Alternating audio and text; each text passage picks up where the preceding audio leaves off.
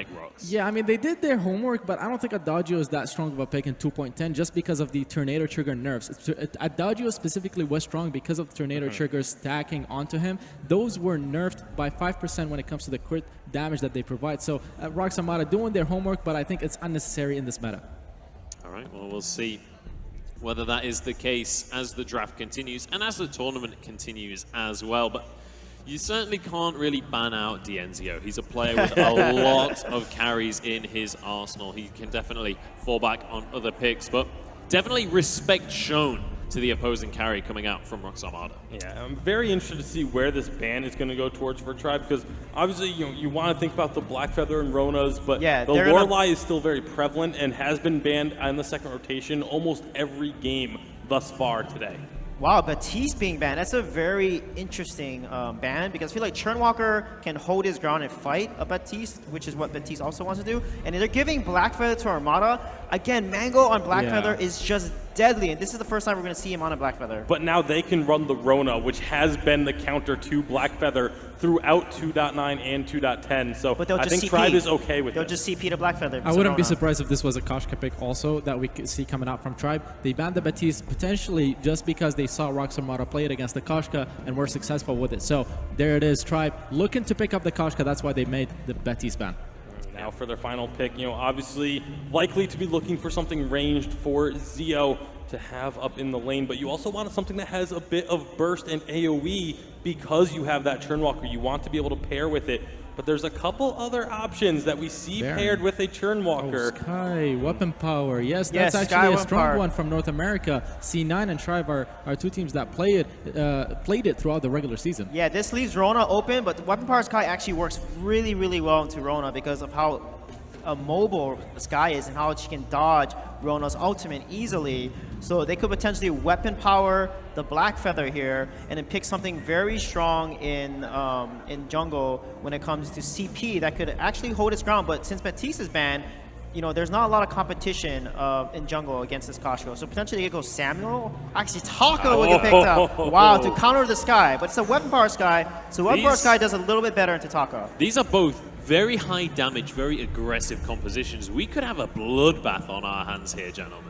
Yeah, Taka and Koshka are going to be going toe-to-toe from the start. T-Tigers and Mango being the two that have these heroes is going to make for a very entertaining jungle matchup. You could see the smiles there on Tribe face, and I couldn't disagree or couldn't agree with them anymore. I think the draft that they had there is phenomenal for them, just because Blackfeather is going to be put on lane as weapon power. He has one of the weakest early game stages for carries in that position, so Sky weapon power will be able to play aggressive, Koshka will be able to play aggressive, and Churnwalker there to support them. Tribe will try to snowball this game and just close out before ROX Armada gets to their late game stage. All right, very quickly, single word answers as we head into this series, the last series of Group C. Who is going to be the favorite here? Tribe is going to win the early game. If they let Armada go to late game, Armada will win the late game. That was not a one-word answer, was it, Sweet J? Tasty Bacon?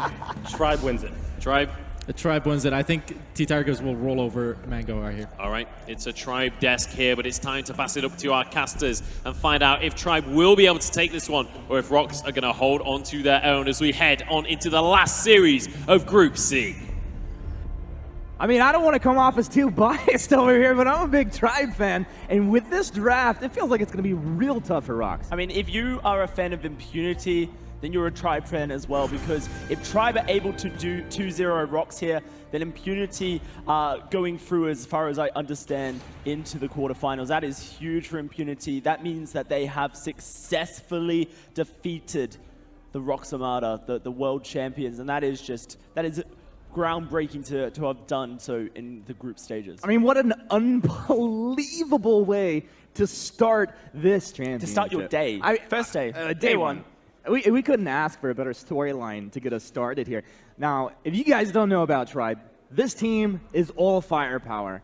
And we're going to see mechanical plays coming out of this squad. The battle for the Halcyon Fold has begun. But as far as drafts, this is very interesting. Dowsey, you had a lot to say during the draft. Break it down for us here. Man, Tribe has won this draft so well. What an intelligent draft coming out of Tribe. I love it so much. Weapon Power Sky. I knew this pick was going to come out in spades from North America, this Vainglory championship, and so far I'm excited to see DNZO perform on it. Not only does it force the hand of ROX Armada, the fact that, I'll tell you why, because it forces the Black Feather, which could have gone Crystal Power, Black Feather in the jungle to go CP. Crystal Power, Black Feather relies so heavily on his on point as his main source of damage, and Sky is just so mobile that you can dodge that on point. Right. And so you cannot play Crystal Power, Black Feather into Sky as easily, into Weapon Power Sky that is just stutter stepping all around you. And so, for that reason, it's a really clever pick. It forces the Black Feather into the lane where they can deal with it. Not only that, Batiste was banned, which is the main counter to Koshka. And so really, the only thing, and something that Mango is so well known for, and it was probably calculated from Tribe, is that Tucker pick. But Koshka counters Tucker so heavily, those levels 1 to 5, where Tucker does not have his X-Retsu. So Tribe, they won the lane via their draft by picking this Weapon Power Sky, and they won the jungle as well. Now all they have to do is execute those win conditions of dominance in the jungle and scaling up in the lane, and they're well on their way to winning their first game here against ROX Armada. Definitely a tall task. I mean, if you find yourself behind in the draft up against a squad like Tribe, it's going to take a lot of work to pull yourself back. Now, this is the second minion candy we've seen out of Ingenious. I wanted to touch on this, have you talk about it. We saw it coming out, Tribe starting with double minion candy as well. Hold that thought. Now, T-Tigers, he's seen a bad place, pounds, plus the movement speed. He'll find his way out of there. And this is looking really nice early on. We'll see if they want to contest this Elder Tree, and it is started up by ROX here. Max getting his hook and chains out, only has one landed. It's on cooldown, he'll let it go. So the minion candy there is such a cheap investment, 50 gold. And what it did there was secure the jungle for Tucker. Ingenious could leave his lane, head over towards the center of the map. They bullied T-Tigers away from Mango's camps and ensured that Mango was getting the experience from that Elder Treant, which is so important, getting him closer to that X-Retsu, that level 6, that bridge that he needs to cross if he wants to be useful against Koshka. But it's not just Koshka he's trying to be useful against here. This is T-Tigers Koshka. He has made a name for himself on this pick. His name literally is a kitty cat when you consider it, and it's this Koshka that he's going to be trying to dominate the game on. Mango really has to be careful about what camps he can test. Tigers able to get that mid there. He's going to get the region off of it, allowing them to go ahead and snowball with some aggression here if they want to. Now, they're a little bit late to the rotation up in the lane. There may be potential damage. Now, this is an opportunity for ROX to just back. That's 3 minions lost because one of them was a big minion, DNZO. So falling behind on potential CS, but it's even as far as things are concerned. An even CSing stage in the lane is a really good win for Ingenious here on this Black Feather. Can be bullied because he's melee, especially against a Churnwalker. It's very abusive, this Churnwalker. Hooks you up, pulls you around, makes your life a misery. And so Ingenious, his rotations have been fairly good, and that previous rotation from Tribe was a little bit too ambitious from them, but really it's all about getting T-Tigers ahead of Mango. Right now he's struggling to stay ahead. T-Tigers is just invading the jungle now and taking down Mango's health bar, forcing a flask out of him as well. T-Tigers used his own, but that's a win for T-Tigers. He's happy to trade that because the Koshka into the Taka right now is just so far superior. Yeah, there's a lot of aggression potential there now. With with Mango, is he going to go like an on-hit build here? Yes, so this is something that you see a little bit in EU, a little bit in SEA, so I suppose a little bit in East Asia as well. They love this on-hit effect Taka build. A Tension Bow, a Aftershock, and then a Broken Myth is the build. And Do you like it? Well, I mean, I've learned from Starboy how to play Tucker. Oh, so we don't need your opinion then. I'm just kidding. Starboy's okay. I mean, no, there's so much fantastic Tucker talent in North America, and the North American Tuckers would consider them the best Tuckers in the world, and so they prefer this Aftershock into Clockwork build, which basically allows you to have your combo off cooldown every 5 seconds. Tigers maybe find himself in a bit of a rough place. He's going to try and use that movement speed from the Koshka to reposition. This is a level 6 Koshka at this point. Mango taking a lot of damage. You got to get back. Yummy Cat freezes there. They got the stun. First blood goes to Tribe.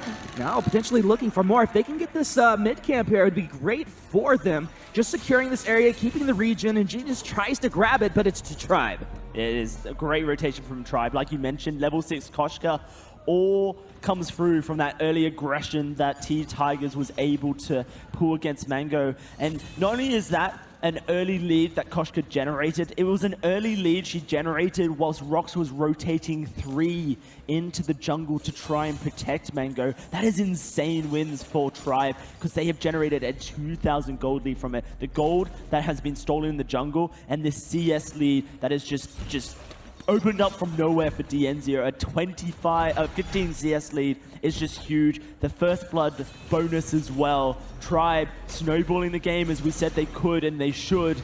ROX are going to be very hard pushed to protect this turret. Mango now level 6, moving up, has his tension bow complete. How's it going to play out here? Ingenious sitting, sub 50% of his health bar there. It's not like ROX really want to engage. They're just trying to hold this lane. And we haven't even mentioned it here.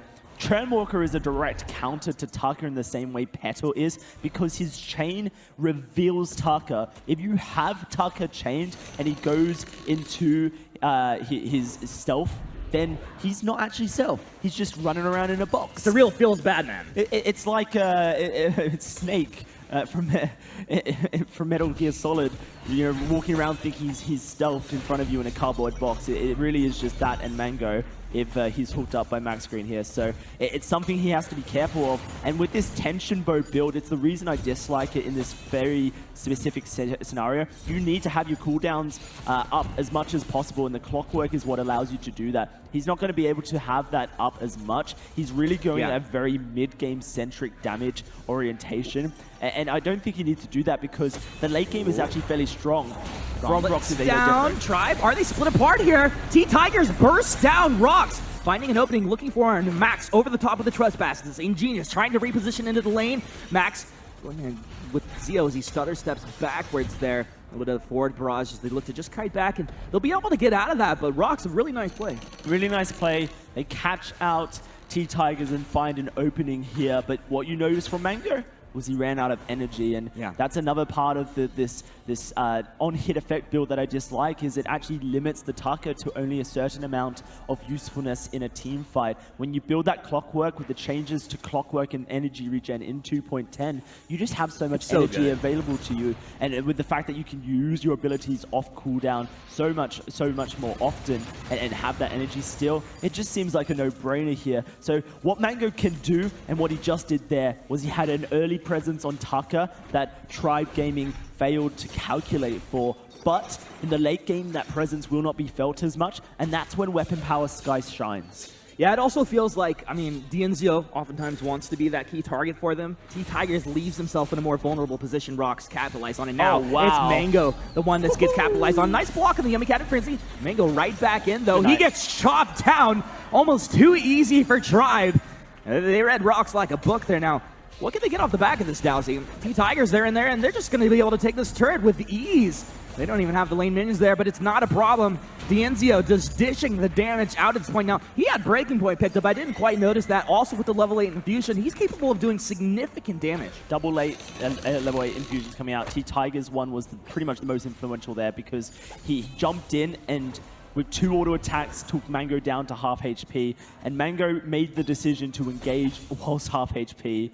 And that was easy pickings for Tribe. It was just too easy with the Churnwalker. Jumping into him whilst you're hooked, well, the Trespass is going to really make your life hard here. He's got himself that reflex block. He's going to need it against this Koshka, against this Churnwalker. The Crucible is there for PQQ as well, but they're missing their window of opportunity here. The point where Taka and Blackfeather are the strongest is now, and Mango has not completed his Aftershock. He needs to have that second tier 3 item online to match the breaking point coming through from Ingenious, the level 6 power spike for PQQ on the Gauntlet as well. That is when ROX Armada is the strongest in this game, and they've missed that point. So if Tribe can just hold on a little bit longer, get DNZero a little bit tankier, get T-Tigers to that, I believe it's going to be Broken Myth on this Koshka, then ROX Armada have potentially missed all opportunity to win team fights in this game and take the game as a result. With that statement, would we expect Tribe to just kind of sit back on the back foot here? Yeah. Do they make any sort of aggressive play? They can. They can take gold miners, they can bait ROX in, but they have to recognize that once that Aftershock is completed in the next couple hundred gold, then Mango does have damage. Okay, Vanguard onto Ingenious. Ingenious trying to get onto Zeo. Rose offensive, not quite the direction he was looking for. He's doing his best. Breaking point starting to stack up, but Zeo stacking up a lot faster. T-Tiger is able to get 1 kill. PQQ goes down. 3rd kill as Mango falls down. And that's the ace for Tribe as they're up 5-1.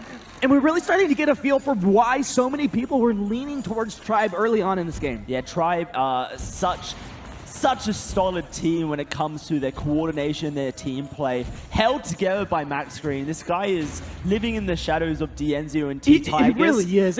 You got to mention him. But he is not worthy of living in the shadows. This guy makes all of the plays on the team. He sets up so perfectly for his jungler and his carry to, do what they want to. Here's that replay, and it was just a really bad decision of a team fight from ROX Armada. We talked about the fact they didn't have that Aftershock on Taka. They didn't need to be going for this. An easy shutdown, a beautiful death from above locks up all 3, and then D'Enzio's ability to just dance around the fight with that breaking point and that poison shift. Double attack speed means more movement on Sky because of a heroic perk, and it was just too easy for Tribe.